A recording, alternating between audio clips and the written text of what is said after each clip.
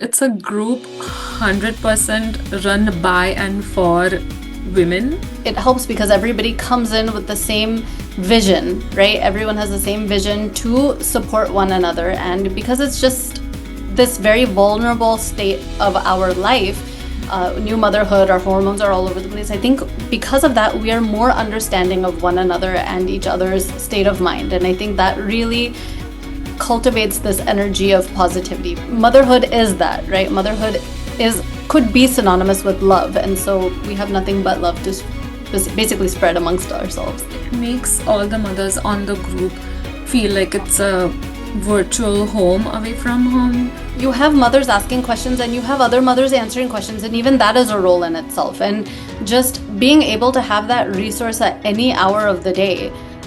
Literally 3 in the morning, I see messages come in and I see 10 women responding. 3 in the morning. Actually, that's the beauty of this community, is that whatever we need, there's somebody from that profession to come and help out with it, right? You need some medical advice, there's a few doctors on the group. You need some legal advice, there's a few lawyers on the group. You need some financial advice, there's a few finance folks on the group. We have a lot of illustrators, content writers, book publishers on the group. So we had this idea of creating our own label for books for kids. Fitness, I think one major thing that a lot of us talk about a lot of times is how do we get back into fitness? You know, as postpartum moms, each and every single one of us goes through this body dysmorphia, this concern about how we were before, how we are now, recognizing that we're not going to go back to what we were before, but how do we get into the new me and the new me that we're confident in? So that's often a hot topic. It has shown a different side of us that we didn't know we had, and it's just fulfilling to see what I think it has made the both of us confident than what we were. So I think I would highly encourage women of other communities to go ahead and just take the plunge. Try it. If it doesn't work, that's the worst thing that's going to happen, right? Is it just won't be active, and that's not the end of the world. There's a lot in the pipeline, so just stay tuned.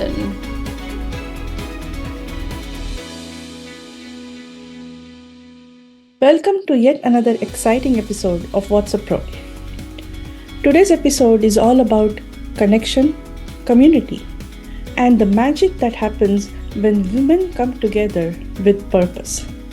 Meet Kshitija and Sayli, the inspiring founders of a beautiful community of Marathi I initiative across the USA. A group that now brings together over 1,000 mothers who support each other through parenting, culture, career, and life abroad. What started as a small circle of moms sharing advice and laughter has now grown into a powerful platform for friendship, empowerment, and entrepreneurship. Kshitija and Sayli have created not just a network, but a family away from home, where every mom feels seen, supported, and celebrated. So stay tuned as we dive into their journey, how it all began, the stories that shaped this moment, and the incredible impact this group continues to create for Marathi families across America. Please welcome the incredible moms, Kshitija and Sayli.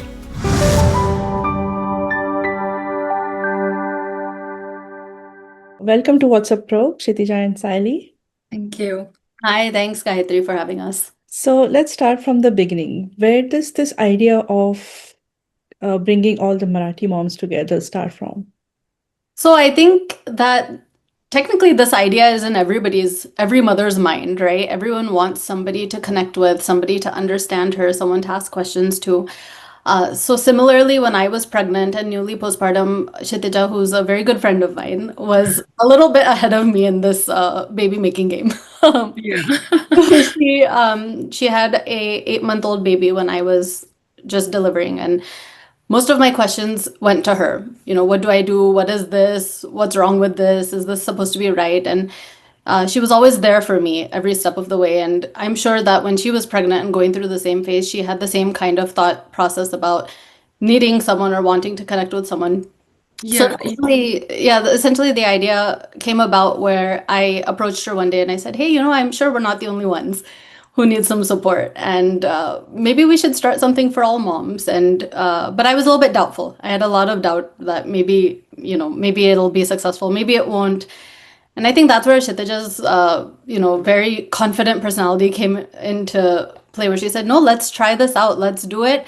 If there's 10, 15 women, then 10, 15 women. If there's two women that are helped by this, then it's fine. It's still a success. And so she really pushed for it and we started it. And that's how it came about.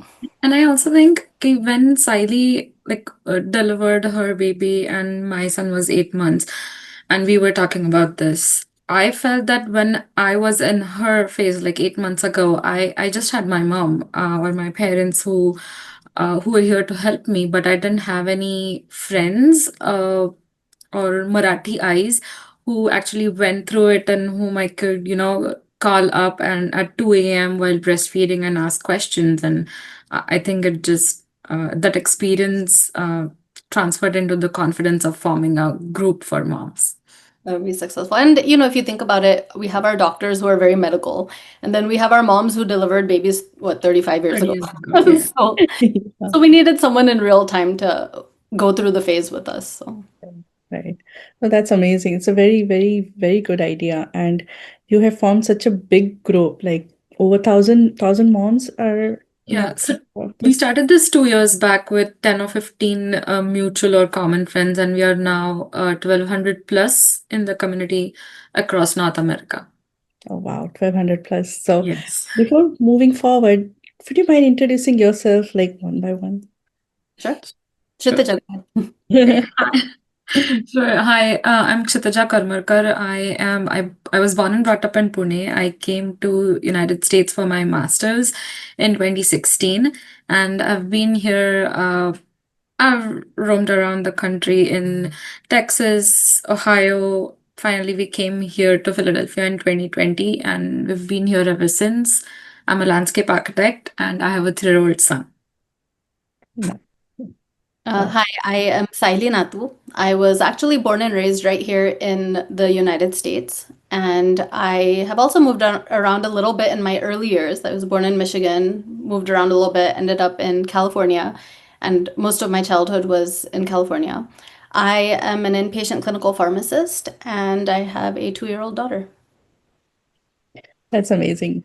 So coming back to uh, from 5, 6 moms, now you have grown to like 1200 plus moms. How does it feel? Great. I think It, it's surreal, right? It's almost yeah. we didn't start off thinking that this was going to be I mean, we hoped for it, but I don't think we had any particular kind of end in mind, and it's just incredible. Yeah, it just feels, uh, I don't know, fulfilling and what you call in Marathi, Pathivarchi Thap. It's great to see everyone be involved equally as we are. Nice, great. So, tell me what kind of support or what kind of topics do most of the moms they connect with? Are there any like common topics or favorite topics of moms? I think there's a lot of topics that are constantly going around, right, Chitija? Yeah. Anything from really uh, food, something as basic as food, to breastfeeding, to I don't know, to fitness. I think one major thing that a lot of us talk about a lot of times is how do we get back into fitness? As postpartum moms, each and every single one of us goes through this body dysmorphia, this concern about how we were before, how we are now, recognizing that we're not going to go back to what we were before, but how do we get into the new me and the new me that we're confident in? So that's often a hot topic. Also, I think the common topics or the favorite topics change as per the age of the kids. So we have three main groups ranging from newborns to 10 years old, and typically up to like 2 or 3 years of kids' age, the topic is uh, like development, growth, and or baby products or breastfeeding for new moms or like just a few weeks postpartum or even up to a year. And then moving forward with toddlers and preschoolers, it's like Siley said, lunchbox recipes. And beyond that, I think elementary level, there are topics which how do you help your kids understand how to cope up with the bilingual or the bicultural aspect of them growing up in North America. So I think the topics change per age, but they're quite consistent. And I think what's incredible though is that this group, of course, we're mothers because of our children, right? And so really the topics range anywhere from things that are focusing on mothers to things that are focusing on children. But I think the underlying key element to all of these discussions is mothers just looking to connect with like-minded mothers, mothers looking for that support from mothers who uh, are going through the same phase of life at the same time. And that is kind of the underlying theme through which then we're able to connect with each other and give answers that are appropriate to the situation at hand, right? I think many times we may get advice from people in different phases of life, maybe our grandmothers or our mothers, and that advice is very good, of course, but the topics that are discussed here are so real time, and I think that's what makes them special.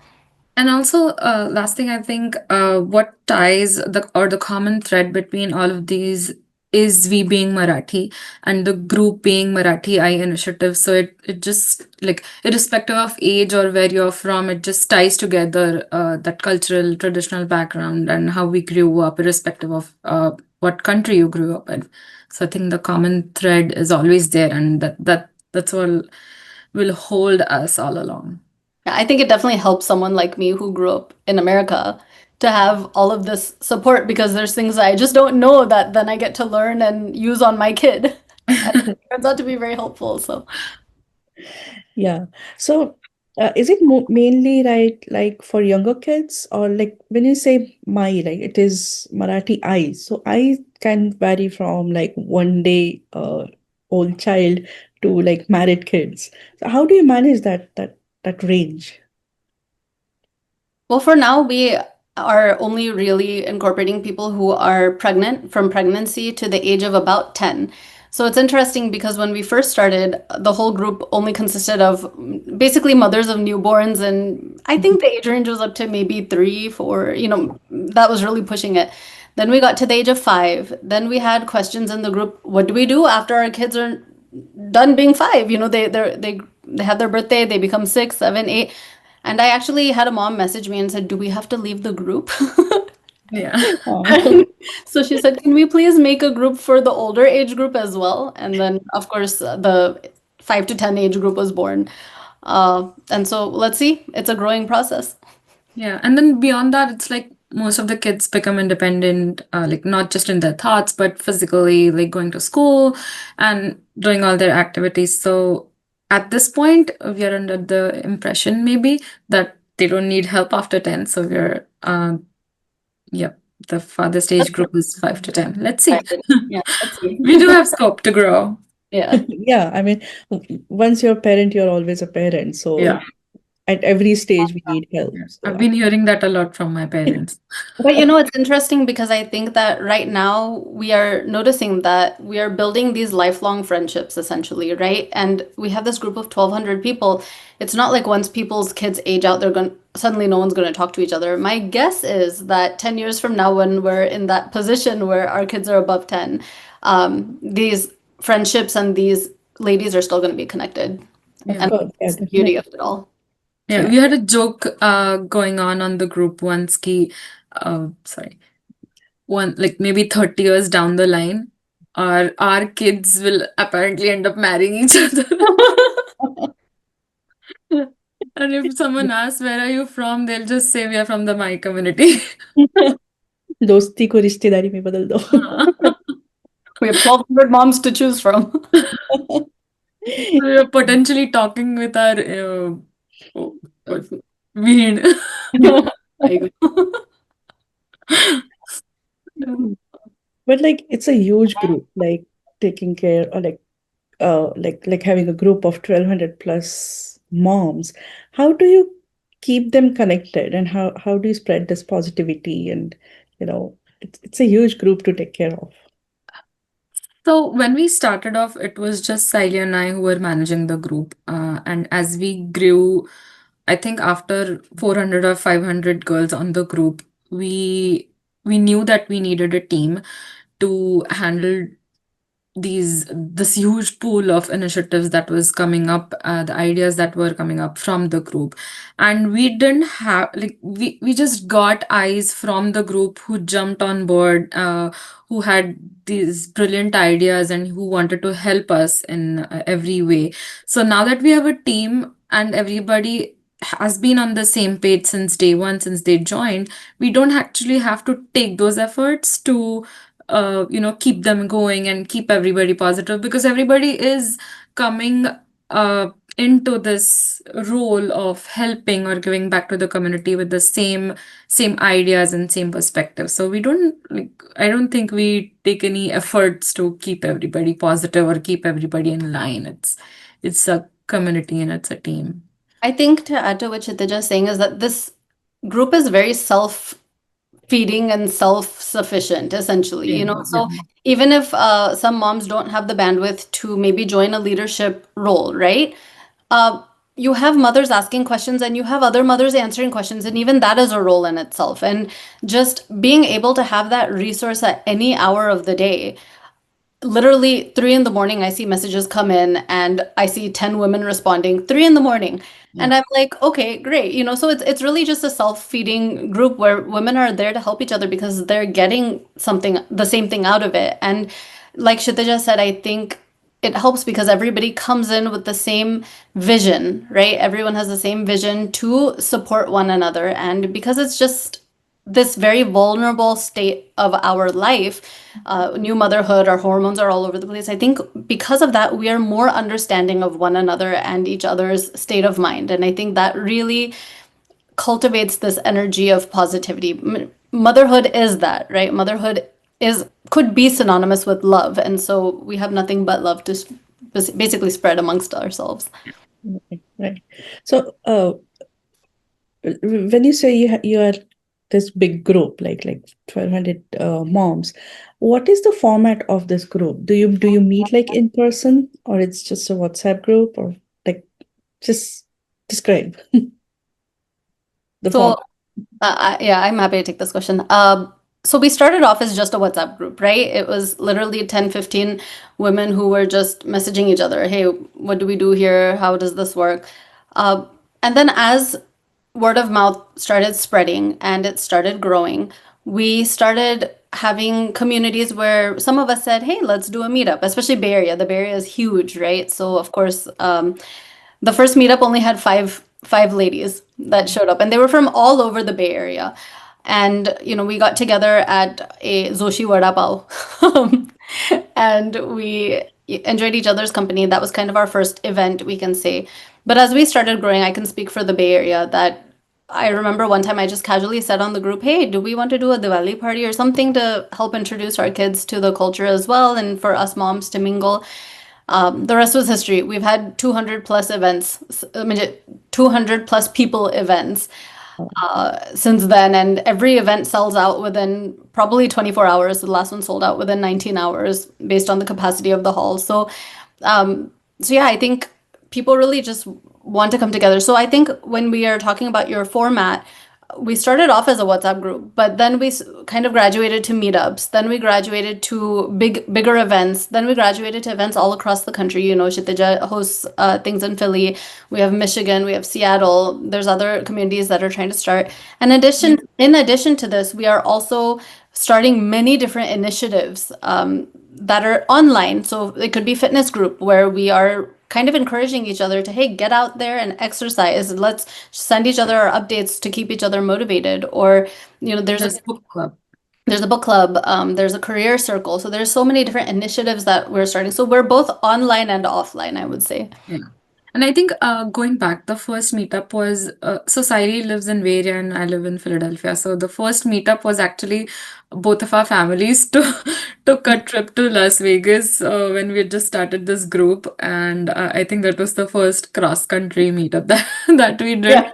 It was just the two of us, but it just started that in person aspect of this group. And then other than that, like Siley said, we have many, I think 20, more than 20 or 25 subgroups dedicated to cities across North America, I mean, US, Canada, everywhere.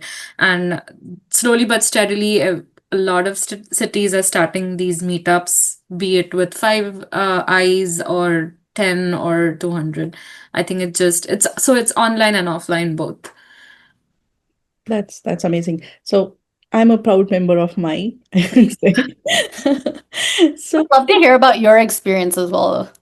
oh, I love it. I love it. Like I keep seeing messages every now and then, and nowadays this book writing that topic is on, and I'm totally into it. Yes. Yeah, I have Making published books for kids. some books behind me, Oh, Oh, wow. of my books. So yeah, it is very interesting. It is very encouraging. So, what kind of other like do you want to talk about all the initiatives that are starting? Like now, this book, children's book we are talking about. I saw some messages about production house you're starting. I don't know if I'm supposed to. That's fine. Yeah, that's I fine. think Kshitija, if you want to talk about the creating books for kids initiative, and Yeah, I can sure. talk Since you're production. on that topic, so we have a lot of illustrators, content writers, book publishers on the group. So we had this idea of creating our own label for books for kids in different age groups, from toddlers, preschoolers, and there are many books for kids out there, but what we want to focus on is introducing Maharashtrian architecture or temples, maybe, or culture into kids' books in a way that it's not too heavy for them. It's attractive in terms of illustrations, in terms of the storyline. So we're just getting started with it. We have a team.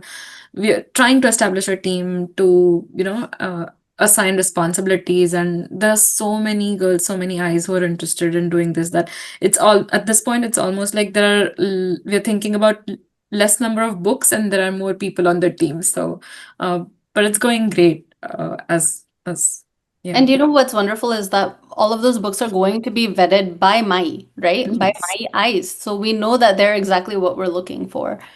So I think that's one thing. Another initiative, I think there's a lot of initiatives that we can talk about, really. But you know, anything from we have Career Circle, where one of our moms is leading kind of a movement to help moms be able to connect professionally as well. You know, I know she has some ideas in the pipeline about. Yeah, so we're thinking about a career series that will walk eyes of different, I mean, eyes with kids in different age groups in their career path. There are some eyes who have taken break for maybe 2 years or even 5 or 7 years for their motherhood, or paying attention to their family, and they want to get back to their professional career. So we have identified about 10 or 12 speakers who would speak about different topics, so getting back to work, or even how to, address the work life balance, especially if you're living away from your country and you don't have your close ones or family around. It's just maybe the three or four of you who are living in North America. So how do you cope up with the emotional aspect of it and yet focus on your career? I think there are a lot of topics that have come up in this career series, and we'll be starting that soon. Yeah, so kind of that goes hand in hand with when we decided to propose the idea of a production house, where we said there's a lot of women with so many creative ideas as to things that they want to create, right? I know there's a few podcast ideas in the pipeline that people want to shoot, and this would essentially give anybody who doesn't know where to put it a place to put it and a place to do it. So I think that'll be fun. I know that there's a few other moms who had some creative ideas for short mini series, or, you know, maybe not like an extensive web series, but just small shorts. So it kind of gives women a place, our eyes to a place to put their content if they don't know where else it may go. But that is kind of focusing around mothers. We also have initiatives for our children. I know locally we are working on and hoping to expand nationally and, you know, across our group. We have a initiative where we are starting a baby development, so ages 0 to 3, baby development through music classes, and they already have those here in America, essentially, and probably Canada. But they're all English, right? English songs, That's true. English nursery rhymes. And so there was a point where I said, why not just teach our children our stuff as well? So Marathi Balgeet, Marathi, small Badbad Geet or whatever. Maybe we have Hindustani classical music that is used to help stimulate their brains. So I spoke with a music therapist actually who is, someone who is near and dear to Kshitija. And she actually gave a lot of feedback about how classical music is actually used to as therapy to help in different facets of life, from pregnancy to infancy to adulthood. So And she's also mom of our one of fellow eyes in the group. so right, so we have all these connections, and we have been doing our research to essentially start these classes, which we will be essentially testing these next few months, and then hopefully starting next year. Yeah. That's amazing. So you must be getting lots of feedbacks and must be hearing lots of stories from the members. Any particular story that really touched your heart? Like, I can take this question. So, uh, like I mentioned before, when the group grew like beyond 500 or so many mothers on the group, we made online friends with a lot of eyes on the group. And I have a friend, uh, I won't name her, but as she was growing up, she lost both of her parents due to some reason. And when she was very little, I think 5 or 6, and she grew up with not wanting to marry, not wanting to have children. And she did meet someone after she came here. She ended up having kids. And at that point, she did not have that family support that many of us have. For example, when I delivered my baby, my parents came and stayed with me for 4 or 5 months, followed by my in laws for a couple of months. She did not have that kind of support, but my for her was the family. Even if we weren't present with her physically, the emotional and the moral support that she got from the group, I think, made her sail through the postpartum phase like butter. And I've heard from her so many times saying that Mai has done so much for her, if not in person. Uh, she feels that at any given time, whenever she needs someone, some or the other mom is awake, and she can talk to anybody, irrespective of whether she knows that girl or not. So I think that's fulfilling. I mean, to hear that uh, you've been there for someone without actually being there. So I think that. yeah. Yeah, I think just yesterday we got to hear a really nice phrase from somebody in the community. What was it, Kshitija? That mine is like "Sagrancha mahir." सगळ्यांचं माहेर आहे म्हणजे like we often say that when you go live with your, like, especially girls, when you go live with your parents' house, it's you're free, you don't have any pressure, societal pressures, or you don't need to think about doing anything, or you don't need to think before saying anything. It's a safe space, and I think we provide this uh, unintentionally. We provide this safe space for every mom out there, every Marathi mom out there. Yeah, so it's Mahir. Everybody's Mahir. Everybody's mahir. That's nice. So how has this group changed you personally? Oh my God.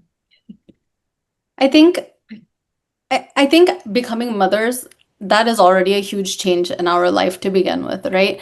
Um, I mean, I don't know that I'm necessarily a completely different person because of the group, but of course we're getting this chance to learn as we go on how to essentially lead a huge group, right? When we started, we were like, okay, 10, 15 women, that's not a lot of people to lead as such. We were just one of many. But as we started growing, we realized, of course, we have different personalities. We need to work with everybody, especially in the leadership positions that we are delegating. So being able to really communicate what we need to do effectively and, get everyone on board to fulfill this vision that we all have collectively.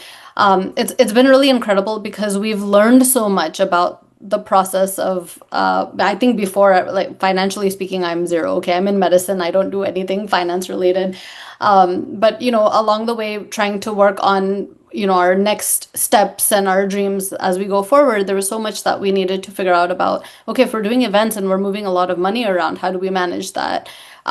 Or if we have all these different teams, there's women from different professions that are coming in and bringing their expertise. And actually, that's the beauty uh, of this community, is that whatever we need, there's somebody from that profession to come and help out with it, right? You need some medical advice, there's a few doctors on the group. You need some legal advice, there's a few lawyers on the group. You need some financial advice, there's a few finance folks on the group. So really you have everything, and being able to sort of work with them, learn from them, understand what they bring to the initiative, and kind of giving them their space to function. I think that has been a huge growing aspect for me. I think for me personally, working for my and giving back to the community is a way, maybe you can call it a stress buster. So personally, like I mentioned before, I'm a landscape architect and I'm pursuing PhD in landscape architecture, and I have a 3-year-old, which is in itself two full-time jobs, maybe. But working for this initiative or working for Marathi mothers out there, I think it's just a way out uh, of the daily grind, and maybe like thinking about something else other than work, other than what do I have to cook for daycare tomorrow. It just has given us, it has shown a different side of us that we didn't know we had, and it's just fulfilling to see what I think it has made the both of us confident than what we were. Maybe I can take a more comical stab at it, that it has shown us how to work two full-time jobs without complaining. How to be successful at working two full-time jobs with children. With children. And mind you, it's a group 100% run by and for women. Uh, I like Sayli always says, not just women, eyes of toddlers doing having most who have professional careers. Uh, so I think it's a tough job, but All it's these fun. women come together to make it happen. And I think Yeah. what's been the most incredible is there's no sort of, oh, you're this and I'm this. Everybody is walking together. Everyone has a common mission. Everybody is working to uplift one another so that we can walk together. And I think that has been the most fulfilling thing. So if how has it changed me personally? I don't know about change, but I can definitely say that it has made me feel a lot, very fulfilled in Yeah, this process. definitely. And we're Yeah. not stopping. Yeah. Yeah, that's amazing. So, Confidence. yeah. So, what are the criterias to be the member of this group? Are there any set rules? There is one. So there were few rules when we started off. Some changed over time, but the most important rule is that you should be a Marathi ai.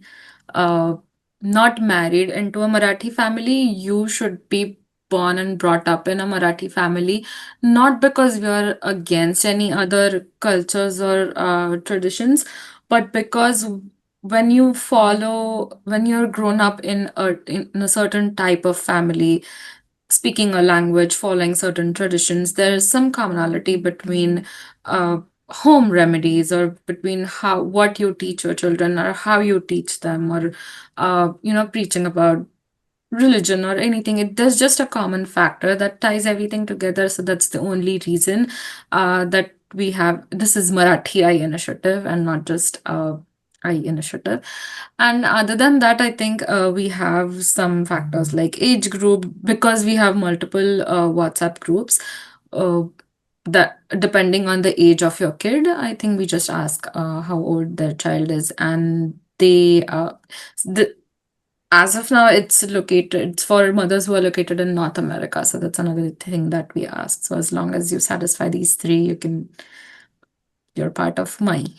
Yeah, and I think as Kshitija was saying, at the very beginning, I don't think we were super strict because we didn't know where we were going with it. But we did notice that when we had mothers who were maybe not Marathi, from their roots being Marathi, a lot of times they would come and leave the group because they couldn't connect with it. Yeah. They essentially would come in, everybody speaking Marathi, and they're like, "Whoa, understand what's going on here, or even if they were married to a Marathi person, they were a little bit like, well, I don't really resonate with everything here because it's not the same background that I grew up with. So then we said, rather than having people coming and going, it's better to just keep people who are comfortable in this environment. So Yeah, Mm, yeah. Yeah. So maybe you should start something for teens, Marathi teens also, yeah. slowly. You get there. maybe the teens could start something on their own. Gayatri, it's funny because I think we get so many suggestions, right, of things to start.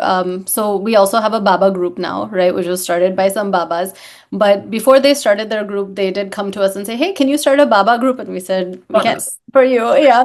I've had grandparents come to me and say, "Can you start an Ajia Zoba group?" I said, "You guys can start that group." So yeah, I had a Vietnamese coworker the other day say, "I really wish we could start a group like that too." And I said, "You should." Go ahead. You absolutely should do it. We didn't have a group at one time. We just started one. So I think there's a lot of interest.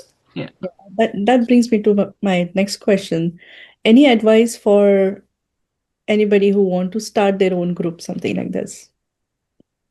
do it. Yeah, just go for it because I think this kind of ties back into the original story that I said here that when the idea first came to me, I had approached Kshitija about it, and I'm sure again many moms think about the same concept. But when I approached Kshitija about it, I was very doubtful. I said, are we just gonna make a fool out of ourselves? We're gonna start this group, and it's just gonna be silent. No one's going to talk in it. Then I don't want to do something that's going to fail. And where Kshitija was able to say, you know what, let's just go for it. Let's just see where it takes us. If it doesn't take us anywhere, big deal. So I think I would highly, highly encourage women of other communities to go ahead and just take the plunge. Try it. If it doesn't work, that's the worst thing that's going to happen, right? Is it just won't be active and that's not the end of the world. And Yeah, I will say that this group has grown so rapidly because it's a niche. It's something that is necessary. It's needed. Moms are looking for that connection with people from their own community, I would argue. So I would highly actually encourage other women if they're watching this to say, hey, I'm going to start a group for my community too. And I guarantee you it'll be a success because there's no way motherhood isn't something that is successful. for sure. And like Siley said, this thought must have crossed many mothers' minds. And I've had friends who, after starting the group, came to me and said, "Hey, we had thought of it. That is there a group where you can discuss things that only new moms would understand?" And nobody had actually, went ahead and formed a group. So I think it isn't something unique that we thought of. It was just a question of, taking the plunge and, like Sadie said, starting the group. So, Starting. And yeah. I think the cultural aspect is really key here. And I say that because there are other mom groups, right? There's mom groups on Facebook. There's like the Peanut app that many people meet Yeah. other moms through. And so in that sense, I think women already have places that they can go. And so then why is Mai so successful? And I think that cultural aspect really adds to it, which is why I think one of our rules is ideally we want everybody to be Marathi. And that is also why I think we are really pushing or encouraging other women from other communities to start a group as well, because we can always, there's other apps for us to connect with each other. But this cultural aspect of it really helps us learn and grow together, which is Yeah. really beautiful. And also it makes all the mothers on the group feel like it's a virtual home away from home. So I think that the cultural and traditional aspect is, I mean, it's the most important backbone of our community.